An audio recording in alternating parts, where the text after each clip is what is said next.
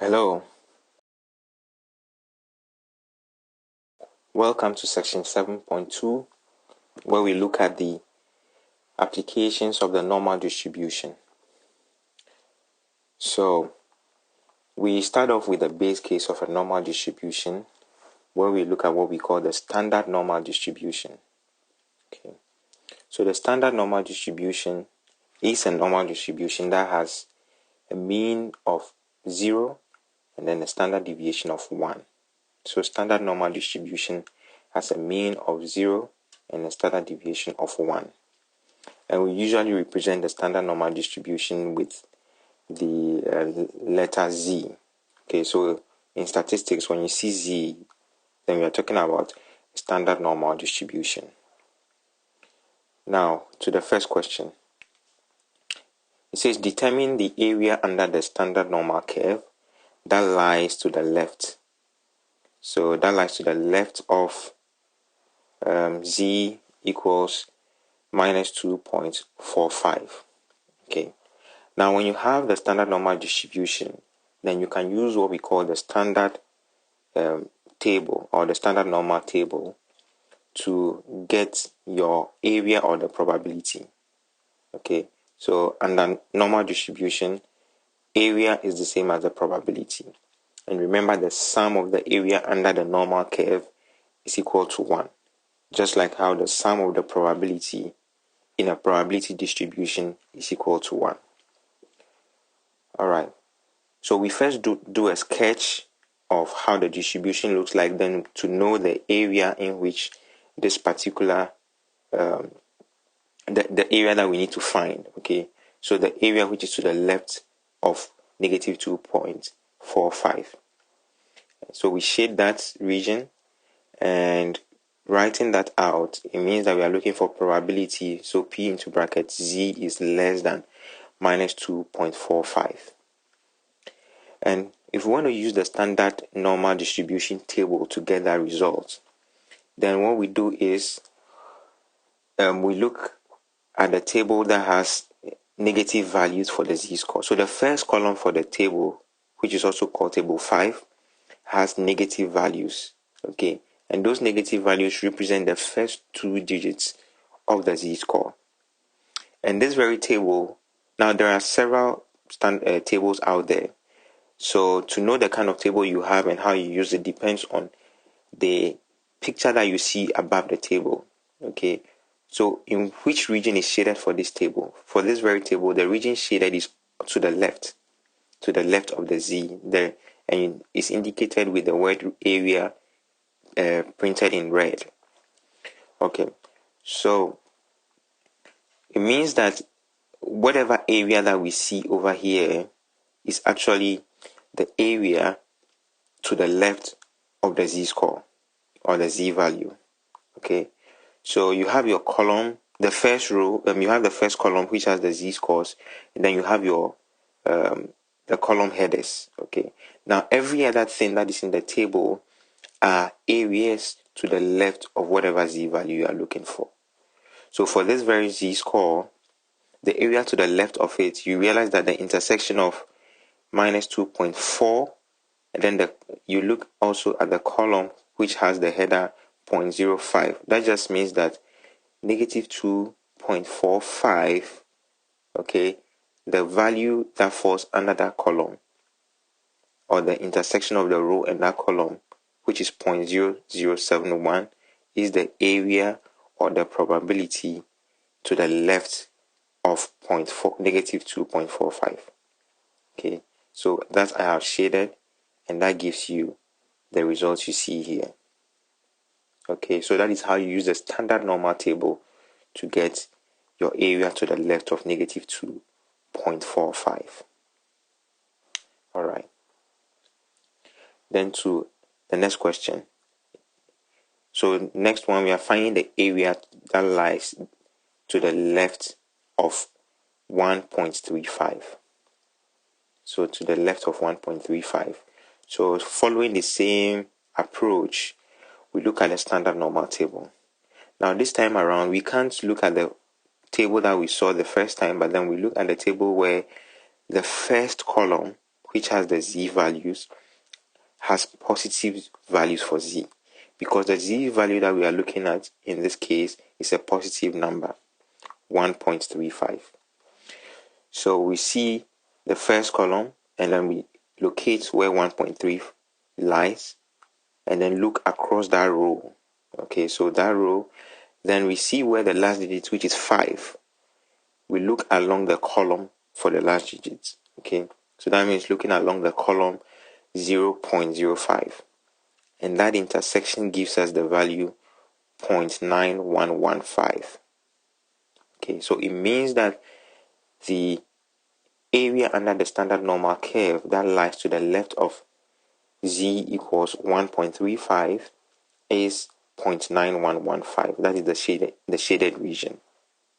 Okay, so that gives that gives us the result for question 1b. All right, so that is how you use the standard normal table to get your result. What if we are using the calculator, that is the TI-84, to get our results? How do we do that? Okay, so the TI-84 has the syntax known as the normal CDF. Okay, and how do you locate the normal CDF? You press second and press dist, or the distribution. Okay, it is painted in blue, dist R. You press that and then look for normal CDF. That is going to be option 2. So you enter that. Then in the first at the first port, what goes there will be the smallest value, okay, or the lower bound. So we are looking for area, and area covers an interval, right? So the smallest value in this interval is a negative number that we don't know, right? And that is negative infinity. And the largest value in that range is negative 2.45. So we indicate negative infinity on the calculator by negative 1E99. So that will be the smallest value, followed by, so if you are using the older version of the calculator, comma, negative 2.45. If you are using a newer version, then it will ask for upper bound. Then the mean is 0 because we are dealing with the standard normal distribution. And then the variance or the standard deviation is 1. So when you put that in, your output to 4 decimal places is 0.0071. So that is the result for A. A similar thing we do for B. So B, still also normal CDF. The smallest value, because we are looking for the area to the left, the smallest value is negative infinity, which we show on the calculator by negative 1E99. And then the upper bound, or the largest value in the interval, is 1.35.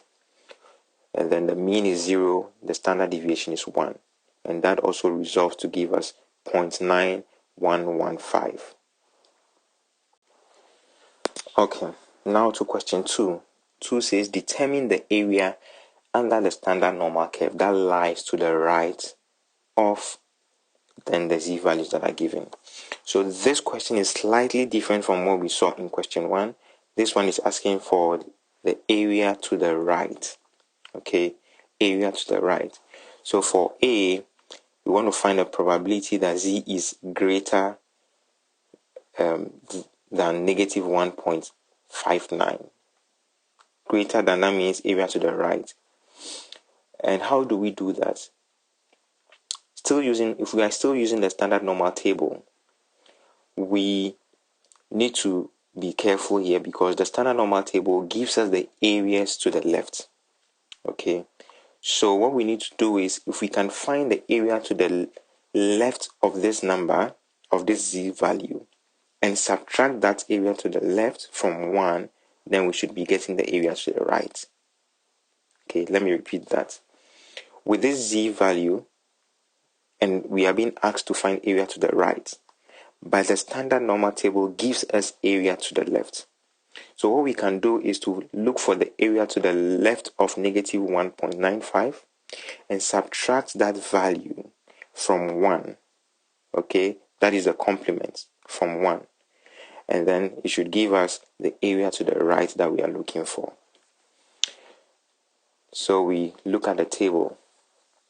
Now, from how I wrote out everything, you realize that at one point I wrote greater than, and at another point I wrote greater or equal to. Now, under continuous distributions, for which normal distribution is an example, there is no difference between greater than and then greater or equal to. Okay, so the equal to doesn't mean anything under continuous distributions. These two situations are the same, because you would rather look at area in an interval. You are not interested in area at one particular point for continuous distributions.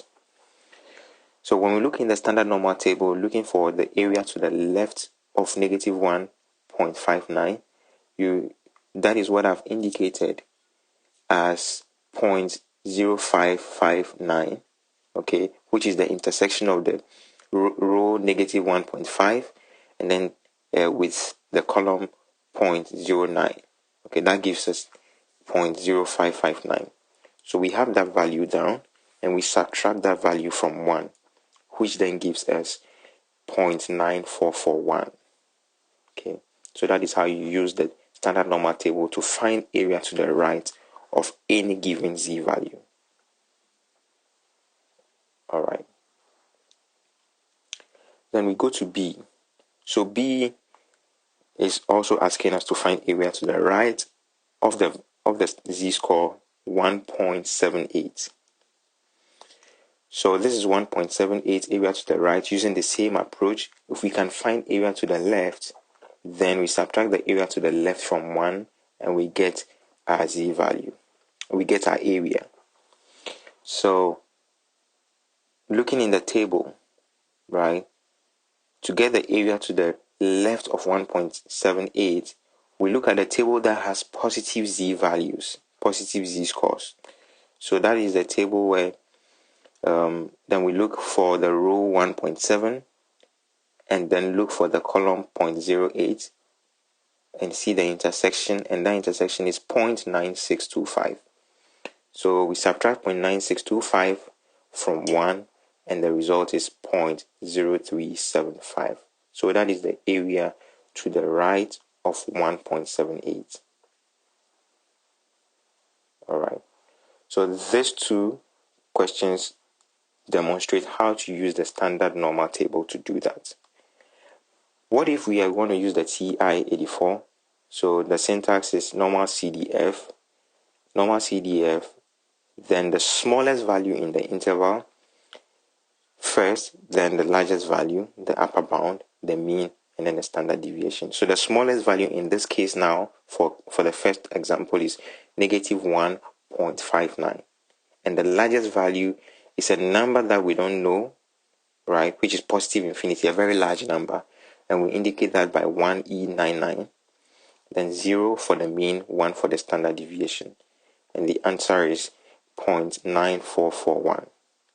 For B, a similar way, normal CDF, the smallest value 1.78, the largest value positive infinity, which we show by 1E99, 0 for the mean, 1 for the standard deviation, and the result is 0.0375.